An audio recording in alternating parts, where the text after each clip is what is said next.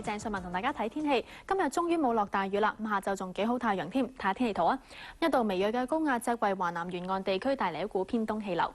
天文台錄得氣溫係介乎喺22.6至到26.4度，相對濕度喺81%至到96%之間，吹和緩東風。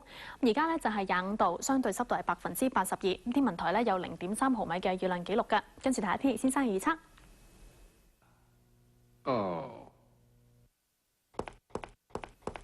預測係大致多雲同埋有一兩陣雨，聽日短暫時間會有陽光噃。氣溫呢介乎喺23至到27度，吹和緩至清勁嘅偏東風。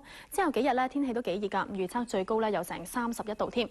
環保署測空氣污染水平會係中等至到偏高，而聽日嘅最高紫外線指數係11，強度屬於極高。跟住睇下世界各大城市嘅天氣啦。北京同上海係天晴，成都密雲，廈門有雨，廣州有驟雨。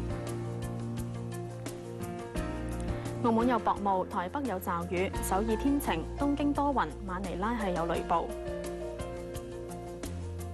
胡志明市、吉隆坡同埋新加坡有雷暴，曼谷同孟買係多雲。雅加達同奧克蘭係有雨，悉尼天晴，墨爾本有驟雨，布里斯班乾燥。洛杉磯、三藩市同溫哥華係天晴，紐約同多倫多係多雲。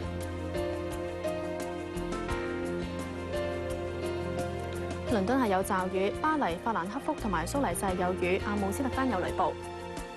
踏入雨季，睇下廣東省4月份嘅總降雨量啦。嗱，我哋飲嘅東江水水源源頭河源市嘅降雨量呢係比正常多咗大約2成。咁廣州市4月份落嘅雨呢，更加係多過正常嘅4成添。嗱，加埋前幾日落咗嘅大暴雨，希望唔使再好似上年咁擔心食水供應嘅問題啦。好啦，天氣報完啦，拜拜。